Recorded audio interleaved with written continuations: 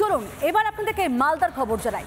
জমি বিবাদে রক্ত ঝরল মালদার হরিশ্চন্দ্রপুরে এবং সেখানে তৃণমূল আশ্রিত মাফিয়াদের দ্বারা আক্রান্ত হলেন খোদ জমির মালিক। তার মাথা ফাটলো, কান কাটলো, হাসপাতালে ভর্তি করা হলো, কিন্তু সেখানে কেউ শেষ রক্ষা হলো না।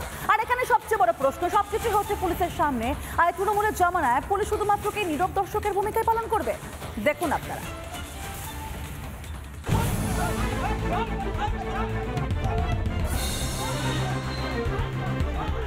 জমি দখল নিয়ে তৃণমূলের কোন্দল, আর তাতেই রণক্ষেত্র মালদার হরিশ্চন্দ্রপুর। দফায় দফায় সংঘর্ষে উত্তাল গাঙ্গুর গ্রাম।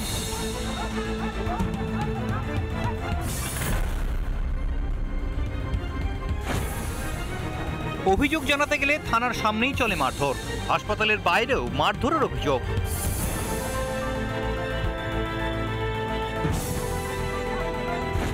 8 কাঠা জমি নিয়ে ঝামেলার সূত্রপাত, আর তা জবরদখলে বাধা দিতেই হামলা হয় বলে অভিযোগ।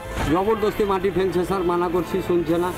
আমার একটা দোকান থাকে ওখানে ওই মোটর সাইকেলের, সেই দোকানটাকে ভাঙচুর করে মালজাল সব বাইর করে নিয়েছে ভোর 4টায়। আমি দোকান খুলতে গিয়ে দেখছি আমার মালজাল নাই। আমাকে জবরদস্তি পিডাব্লিউ মেপে জমি বানিয়ে দিয়ে দিচ্ছে, রায়ত্ব জমি বানিয়ে দিয়ে দিচ্ছে।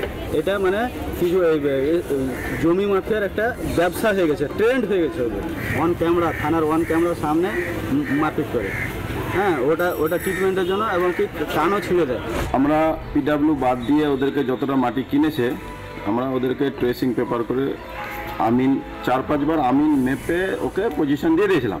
খুঁটি টাটি ফাটি বেড়াটারা যা আছে সব তুলে ফেলে দিয়েছে। তো থানাতে আমি কমপ্লেন করতে গেছি, ওখানে ধরে আমাকে বেধড়ক আমাদেরকে মারধর করেছে।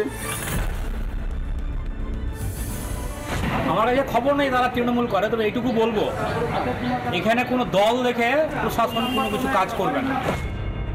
তৃণমূলের মদতেই জমি মাফিয়াদের বারবারন্ত, অভিযোগ বিরোধীদের।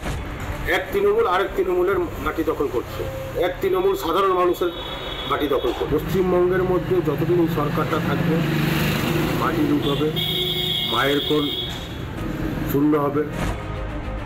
নিছক জমি বিবাদে রক্ত ঝরল মালদায়। তবে এই ছবি শুধু মালদারই নয়, রাজ্য জুড়ে খুনোখুনি রক্তারক্তি যেন জল ভাতে পরিণত হয়েছে। আর নিছক দর্শকের ভূমিকায় পুলিশ।